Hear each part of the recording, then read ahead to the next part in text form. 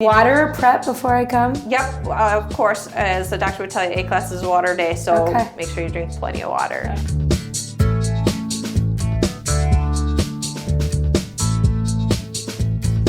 Hey, welcome back to Madison Noteworthy. My name is Christy Andringa from Kandringa Productions, and I am here today with Tiffany from the Salt Room, which is awesome. Please share with everybody what's the scoop. Yeah, so basically the best way to describe it, it's like a big neti pot. You sit in a room for 45 minutes and you inhale pharmaceutical salts.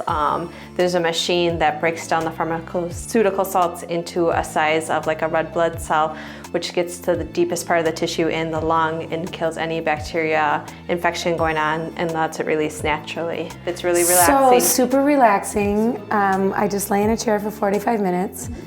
I come out, and do I feel immediate relief? You will find when you leave that your nose may run a little bit more or you develop a little bit of cough, and that's okay. That's your body's natural way of getting everything that was just loosened up out of the system naturally.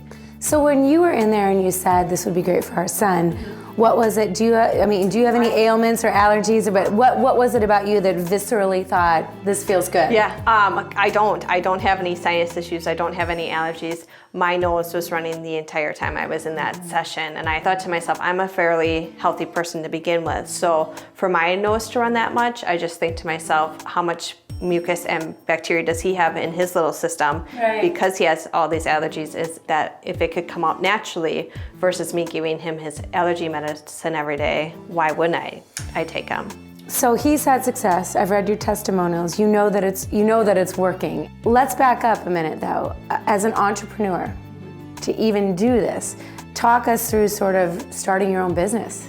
Oh, absolutely. Yeah, that was one of the scariest decisions I have ever made in 2 weeks before we opened. What were you doing before that? Accountant. I was an assistant accountant, customer service. So for me to go from a stable job, having a small family, thinking what am I getting myself into? What made you do it? I wanted to show my kids too that it's okay to take a risk. If you believe in something, yeah, you may have went to school for something, or you may have, thought, this is what I want to do for the rest of my life. But if you're passionate about something and you believe in something, take the risk. Don't have any regrets. And that's the inspiration. And I think that, especially going from an accountant to that, where it's such a, whatever the job may be, when it's an 8 to 5 black and white job, and for you to take sort of an ambiguous, intangible risk on something that, is sort of, it's sort of out there in some people's minds. When I've even described some things that lead up to that, they have a hard time wrapping their, so that's a lot of fortitude and resilience on your part. Exactly. I always tell my kids, if your dream isn't big enough to scare you, your dream isn't big enough. Dream big. What a great lesson. Tiffany, thank you so much for joining us. You're an awesome guest. Absolutely. We wish Thanks you for having the me. greatest success. And if you're more interested in a little bit of what Tiffany's doing, go ahead and check her out. And as always, we're so appreciative of your viewership on Madison Noteworthy, and we look forward to seeing you next time.